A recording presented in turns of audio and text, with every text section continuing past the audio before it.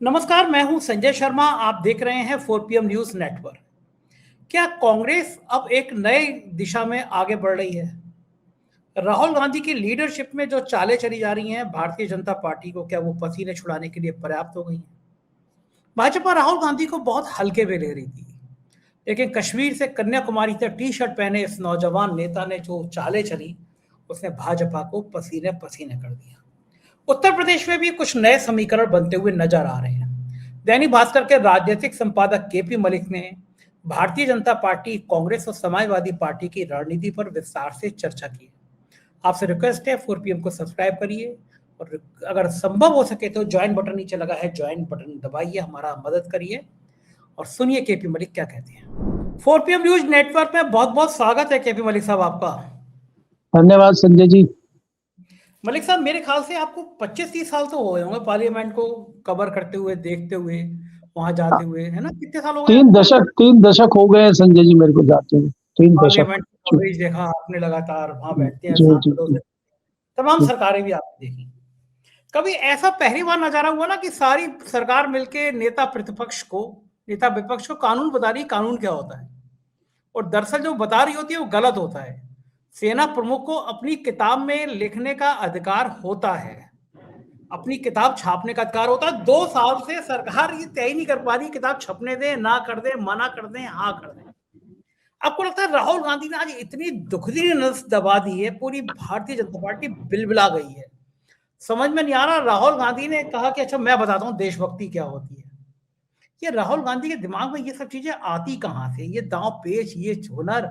लगता है कि राहुल गांधी बड़े सीधे सीधे हैं, लेकिन कभी कभी ऐसी चीजें वो कहां से निकाल लाते हैं? देखिए संजय जी, अगर आप देखें, पहली बात तो ये है कि राहुल गांधी विपक्ष के नेता हैं और एकमात्र नेता हैं जो आज की डेट में बोल रहे हैं।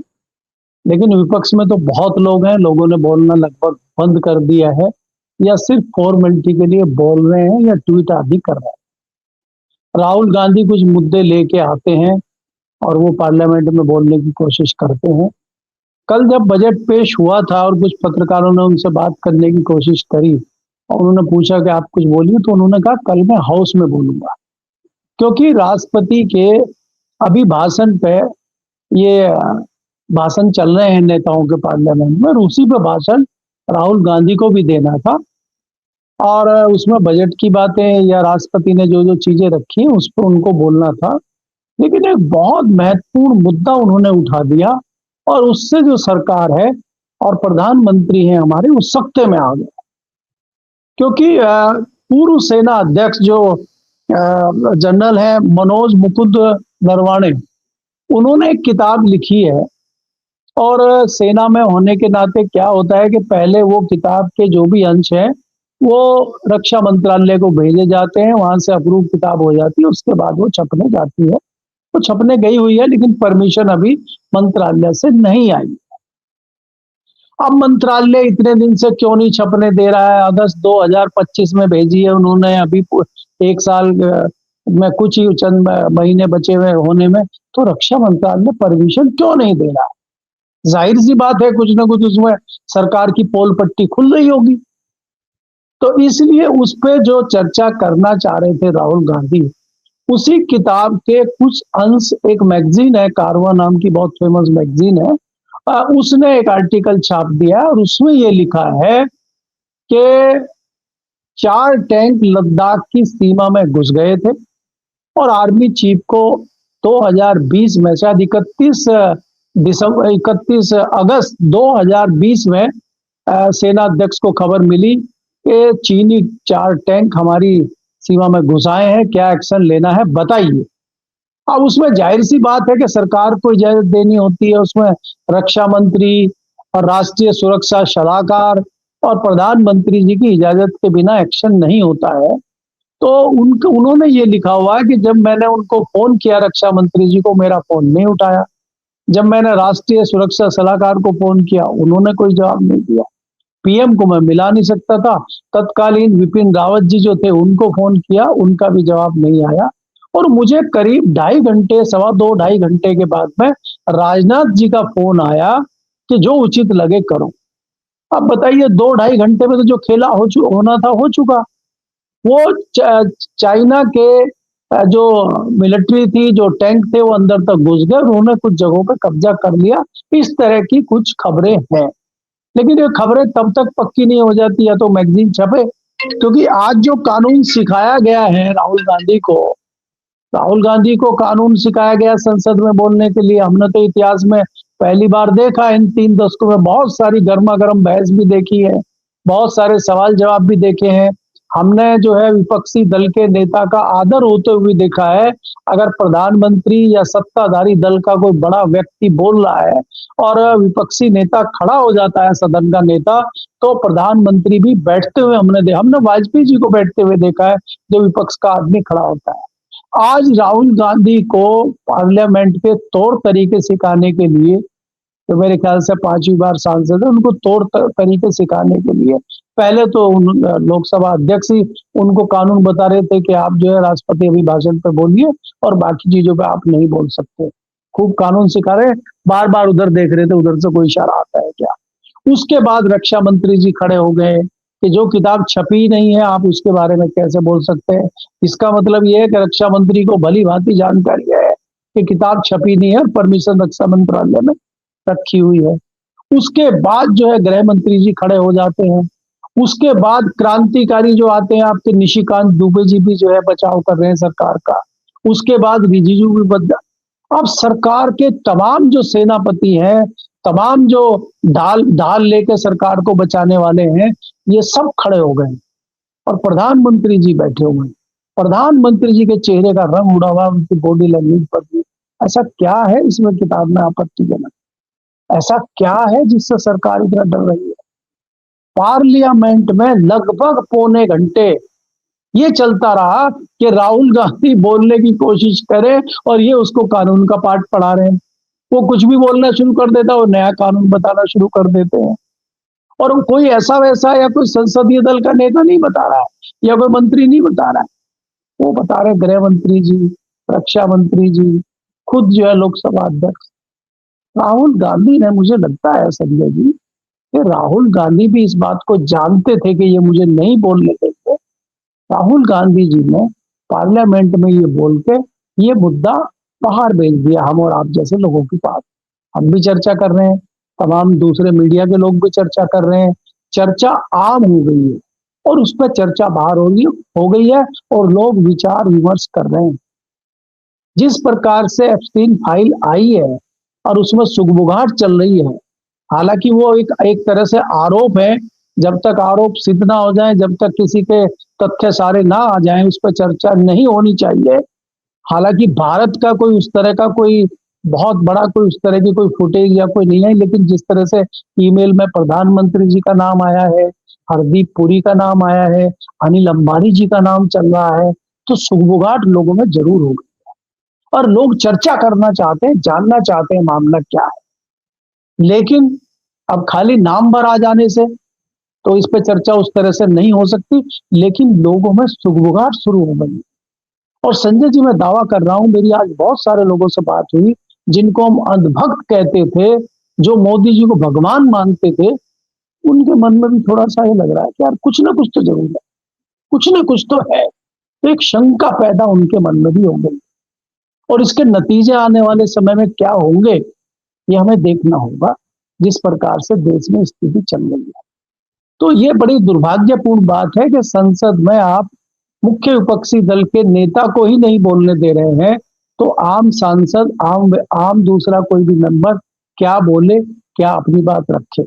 सरकार किसी भी कीमत पे कोई इस तरह की चीज जाने नहीं देना चाहती और ये सरकार की, भारतीय जनता पार्टी की एक ऐसी नीति मुझे दिखाई दे रही है जो आज तक हमने सदन में नहीं देखी। इनसे पहले भारतीय जनता पार्टी की स्पीकर थी सुमित्रा महाजन, इतना इतना हिसाब किताब तो उनका भी ऐसा नहीं था कि वो विपक्षी दल के व्यक्ति को बोलने ही ना दे।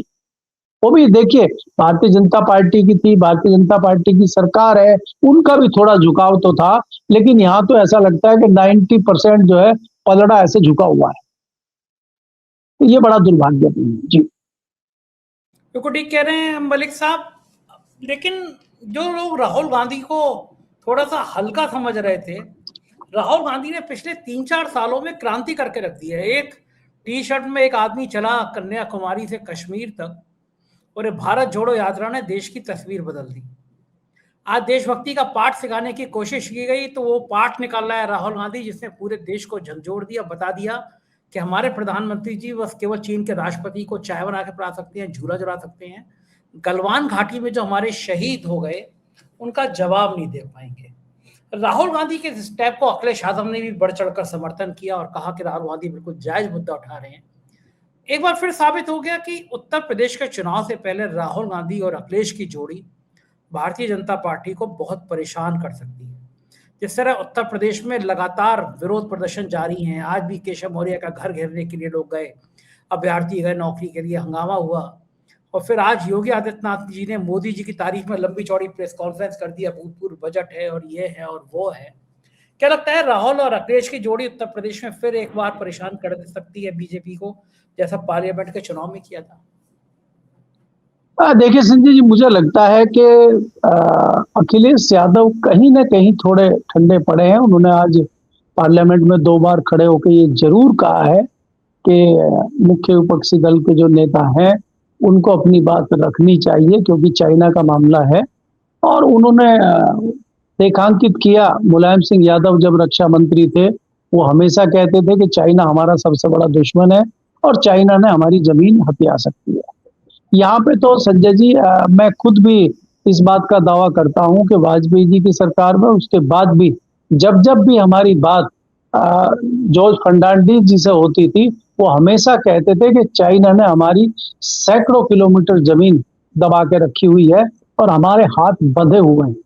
अगर रक्षा मंत्री, पूर्व रक्षा मंत्री इस तरह का दावा कर रहे हैं तो उसमें जरूर कोई सच्चाई है। तो उन्होंने कई बार इस तरह का जिक्र हमारे सामने किया था और नेताजी रक्षा मंत्री रहे थे कुछ पीरियड के लिए, उन्होंने भी इस बात को रेखांकित किया था और वो मानते थे कि भले ही पाकिस्तान हो, चाहे अमेरिका हो, चाहे जो भी हो, सबसे बड़ा दुश्मन हमारा चाइना है और हम चाइना के साथ कभी भी दोस्ती नहीं कर सकते। हमें ऐसा लगता है, क्योंकि इतिहास भी इसी तरह बताता है कि चाइना ने जिस प्रकार से हमारी पीठ में छुरा भोंकने का काम किया, चाहे वो नेहरू का टाइम हो, चाहे उसके बाद का टाइम हो, जिस तरह से एक्टिविटी चाइना की भारत के साथ रही है, तो उस पर विश्वास करना मुश्किल है। अखिलेश यादव संसद में जिस प्रकार से पहले 2-3 संसद सत्रों में साथ में कंधे से कंधा मिलाकर राहुल गांधी के दिखते थे, उसमें थोड़ा सा मुझे लग रहा है कि डिस्टेंस है। जिस प्रकार से वो अलग चल रहे हैं, जिस प्रकार से हैं, हालांकि दबी जबान में कुछ पत्रकार इस तरह की चर्चा कर रहे हैं कि अमित शाह जी ने कुछ राम गोपाल जी को बुला के, अखिलेश जी को बुला के कान में कुछ कह दिया है, इसलिए थोड़े ढीले पड़े हुए हैं अखिलेश यादव। अखिलेश यादव से जिस प्रकार की अपेक्षा लोग कर रहे हैं, अखिलेश यादव जी उतनी तेज नहीं दौड़ रहे हैं, उनके घोड़े की स्पीड उतनी तेज नहीं है जितनी होनी चाहिए, ये लोगों का मानना है, मेरी अपनी निजी राय नहीं है। लेकिन उसके बावजूद भी जिस प्रकार से राहुल गांधी हो, अखिलेश यादव हो, ममता बनर्जी हो, इन्होंने सत्ताधारी दल को घेरने की कोशिश की है, उससे सरकार में कहीं ना कहीं घबराहट तो है। आज आपने देखा कि जिस प्रकार से ममता बनर्जी दिल्ली पहुंची और उन्होंने जो है ज्ञानेश कुमार से मीटिंग की और ज्ञानेश कुमार को भी अंदर कहते हैं कि खूब हॉट टॉक हुई और उसके बाद बाहर आके उन्होंने बताया, और उसमें हैरानी की बात ये थी कि उसमें 15 लोगों का प्रतिनिधिमंडल वो लेके गई थी, जिसमें 5 तो उसमें ऐसे थे जो इलेक्शन कमीशन ने मर्द घोषित कर दिए हैं। तो उनको कहा मरे हुए लोगों को मैं लेके आई हूँ, 5 लोग ये मर चुके हैं आपकी लिस्ट में, इनको देख लीजिए आप। उसके बाद ऐसे 10 लोग थे कि जिनको बता दिया गया ये पता नहीं कहाँ है, मिल नहीं रहे थे, उसमें उनकी वोट कट गई थी, तो उनको भी ढूंढ के ममता बनर्जी लाई थी। उससे पहले घटना ये हुई कि बंग भवन जहाँ पे है, उसका बंगाल भवन जहाँ पे है, उस पे दिल्ली में, उसका नाम, रोड का क्या नाम है, उस रोड पे सुनसान रहता है और वहां पे कोई भीड़ भड़क्का नहीं रहता है। उस रोड पे भी पुलिस ने बैरियर लगा दिए थे, तो बाहर निकल के वहां पे भी हंगामा। ममता बनर्जी ने कहा कि हम कोई प्रोटेस्ट करने नहीं जा रहे हैं, हम लोग चुनाव आयोग से मिलने जा रहे हैं और ये लोग हमारे वो लोग हैं जिनके 150 परिवारों के लोग मर चुके हैं। किसी भी तरह से मर चुके हैं, या तो जिंदा खड़े हैं मर चुके हैं, या बीएलओ मर चुके हैं, या इनके परिवार के कुछ लोग मर चुके हैं। हम उनको लेके इलेक्शन कमीशन जा रहे हैं, हम कोई धरनेबाजी नहीं कर रहे हैं। तो इसलिए इस तरह की चीजें करना कहीं ना कहीं सरकार को झुकाने का काम करना, और इतने सारे प्रतिबंध और इतनी सारी चीजें होने के बाद भी ममता बनर्जी का यहाँ तक पहुंचना, उनका जुझारूपन और उनकी जो कैपेसिटी है लड़ाई लड़ने की। क्योंकि संजय जी, मैं अगर 3 दशकों की बात कर रहा हूं तो मैंने ममता बनर्जी को वाजपेयी जी के टाइम से लड़ते हुए देखा है, लालू जी से लड़ते हुए देखा है, कांग्रेस के टाइम में लड़ते हुए देखा है, और कांग्रेस से अलग होकर लेफ्ट को हराते हुए देखा है। 28-30 साल लेफ्ट की सरकारें वेस्ट बंगाल में थी, उसको उखाड़ के फेंकते हुए मैंने ममता बनर्जी को देखा है। तो ममता बनर्जी जुझारू और लड़ाकू नेता है, और वो मुझे लग रहा है आज भी लड़ रही है। भारतीय जनता पार्टी उनसे भी थोड़ी घबराई हुई है। लेकिन मजा तब आए कि जब ये एक साथ मिलकर सत्ताधारी सरकार से लड़े तो कुछ कर पाएंगे, नहीं तो चाणक्य जो है वो तो अलग अलग रणनीति करते हैं। आपको पता है कि आप जिस प्रकार से उत्तर प्रदेश की बात कर रहे हैं, वो बाहर ही नहीं, अपनी पार्टी में भी जिस प्रकार का मतभेद उन्होंने खड़ा कर दिया है योगी जी के खिलाफ, और जिस प्रकार से वो केशव मौर्य का जो है यूज कर रहे हैं, उनके कंधे पर रख कर बंदूक चला रहे हैं, वो आपके सामने है। तीसरी चीज ये है जो आने वाले समय में खुलेंगी कि नसीमुद्दीन सिद्दीकी एक नई पार्टी ज्वाइन करने जा रहे हैं, और वो किसकी पार्टी है? नए युवा की पार्टी है, जो ममता जी वो मायावती जी के खिलाफ नई पार्टी बनी है। उसमें अगर नसीमुद्दीन सिद्दीकी और तमाम ऐसे बड़े बड़े लोग आ जाएंगे और पूरे यूपी में चुनाव लड़ेंगे तो मायावती का जो वोट है वो भी जो है बिखर जाएगा, और कुछ मुस्लिम वोट में भी सेंध लगेगी। तो क्या ये वोट बांट के और राजनीति इस हद तक ले जाके भारतीय जनता पार्टी दोबारा उत्तर प्रदेश में काबिज होना चाहती है, और जो उनका मुख्य कांटा है योगी जी के नाम का, उसको भी निकालना चाहती है? तो क्या रणनीति उत्तर प्रदेश में चल रही है, ये भी आने वाले दिनों में हमें दिखाई देगी। जी। अच्छा, आपको लगता है कि जो बंगाल में उन्होंने ये खेल खेलना चाहा कि एक बाबरी मस्जिद का निर्माण शुरू करा दिया, टीएमसी के विधायक हुमायूं कबीर पे हाथ रखा, उत्तर प्रदेश में ये नसीमुद्दीन सिद्दीकी, अब तो नसीमुद्दीन सिद्दीकी दगा हुआ कारतूस हो गए हैं। मतलब वो, मुझे लगता नहीं है कि बांदा में भी उनकी कोई हैसियत बची है। कांग्रेस में तो एक तरह का बिल्कुल हाशिए पे ही थे वो, और इतने ज्यादा भ्रष्टाचार के नाम आ गए। आपको लगता है कि उत्तर प्रदेश का मुसलमान किसी भी नाम पर विभाजित हो सकता है? अगर राहुल और अखिलेश ने जिस तरह पीडीए की राजनीति की है, पिछड़ा दलित मुसलमान के नाम पर एक वोट बैंक खड़ा किया है, बीजेपी सबसे ज्यादा चिंतित तो उसी पीडीए को लेकर है। और जिस तरह से वो योगी पे हमला कर रहे हैं और बैकवर्ड को कॉस्टेज मुसलमानों को एकजुट कर रहे हैं, आपको लगता है कि राहुल और अखिलेश एक साथ चुनाव लड़ते हैं तो मुसलमान वोटों का बंटवारा कोई भी पार्टी कर सकती है? ठीक है संजय, इसमें 2 चीजें मुझे लगती हैं कि एक तो मुस्लिम समाज आखिर में फैसला लेगा, और आप ये मत सोचिए कि जिस प्रकार से बिहार में जो अपने अवैसुद्दीन सिद्दीकी वो हैं अपने हैदराबादी, उन्होंने जिस प्रकार से सेंध लगाने का काम किया उसमें कोई दो राय नहीं है। भले ही बहुत बड़ी सफलता ना हो, लेकिन नुकसान जरूर करते हैं। उसी तर्ज पे यहाँ पे उत्तर प्रदेश में दलितों की नई पार्टी, दलितों की पुरानी पार्टी भले ही कम करे, बंटवारा जरूर करेगी। दूसरा, मुस्लिमों में भी बंटवारा हो सकता है। अभी इसकी संभावना तब पता चलेगी जब कोई नई पार्टी खड़ी होगी और कौन से असरदार उसमें लोग होंगे। नसीमुद्दीन सिद्दीकी बहुत बड़े क्षेत्र में डेंट ना लगा पाए, लेकिन पश्चिमी उत्तर प्रदेश में 10-5 विधानसभा पे जरूर वो प्रभावित कर सकते हैं। वो धन बल का प्रयोग भी करने वाले व्यक्ति मायावती के साथ रहे हैं। दूसरी बात यह है कि हमें ये भी देखना होगा, क्या इतनी सहजता से लोकसभा चुनाव जो लड़े थे अखिलेश यादव और राहुल गांधी, क्या उतनी सहजता से विधानसभा का चुनाव लड़ेंगे? क्या सीटों का बंटवारा उस तरह हो पाएगा? या कहीं ऐसा तो नहीं होगा तेजस्वी यादव और राहुल गांधी का जिस तरह से आपने देखा था बिहार में बंटवारा, उसी तर्ज पे उत्तर प्रदेश में भी बंटवारा हो? वहां तो उनको थोड़ा सा ये था कि शायद हमारी सरकार बनेगी। यहाँ तो अखिलेश यादव 100% मान के बैठे कि हमारी सरकार बनेगी। तो क्या ऐसे में वो साझीदार कांग्रेस को बनाएंगे? और कांग्रेस की जो आदत है सीटें मांगने की, जितनी वो सीटें मांगेंगे इतनी सीटें देने के लिए तैयार अखिलेश यादव होंगे। और वो ये पूछेंगे कि कांग्रेस के पास क्या इतने उम्मीदवार हैं क्या? और अगर वो कहेंगे नहीं है तो फिर कौन चुनाव लड़ेंगे? तो ये इस तरह का मामला है कि इतनी आसानी से हो पाएगा क्या? अगर हो पाएगा तो बहुत अच्छा है, और नहीं हो पाएगा तो इसका सीधा सीधा फायदा भारतीय जनता पार्टी उठाने की कोशिश करेगी। लेकिन भारतीय जनता पार्टी जहां बैकफुट तो मुझे दिखाई देती है, उसमें यह है कि भारतीय जनता पार्टी को चुनौती बाहर से ही नहीं, अंदर से भी मिलेगी। क्योंकि भारतीय जनता पार्टी में मैं देखता हूं 2 से 3 वर्ग बने हुए हैं जो आपको दिखाई देते हैं उत्तर प्रदेश में। पहली बात तो यह है कि दिल्ली लखनऊ की जिस प्रकार की लड़ाई चल रही है, दूसरा यह है कि क्षेत्रीय नेता भी बटे हुए हैं, जातियों में बटे हुए, ब्राह्मण समाज के विधायक बटे हुए हैं और दूसरे समाज के जो है विधायक बटे हुए हैं। तो भारतीय जनता पार्टी की जो अंदरूनी कलह है, जो अंदरूनी लड़ाई है, उसका फायदा अखिलेश यादव को मिलेगा और उसी फायदे के बलबूते अखिलेश यादव सरकार बना सकते हैं। लेकिन भारतीय जनता पार्टी कितने लेवल तक नुकसान में जाएगी, कितने लेवल तक रणनीति अंदर होगी, बाबा सोटा कहाँ घुमाएंगे, अभी बहुत सारी चीजें आपको देखने को मिलेंगी। उसके बाद ही निश्चित तौर पे हम कह सकेंगे कि उत्तर प्रदेश का भविष्य क्या होगा। लेकिन आखिर में मैं ये जरूर कह सकता हूं कि अखिलेश यादव को कहीं ना कहीं इस चीज का आभास है कि पीडीए के द्वारा उनकी लॉटरी खुल सकती है। जिस प्रकार से भारतीय जनता पार्टी को उन्होंने 2024 के लोकसभा चुनाव में झटका दिया था, उसी प्रकार से विधानसभा में भी उनको एक बड़ा लाभ हो सकता है।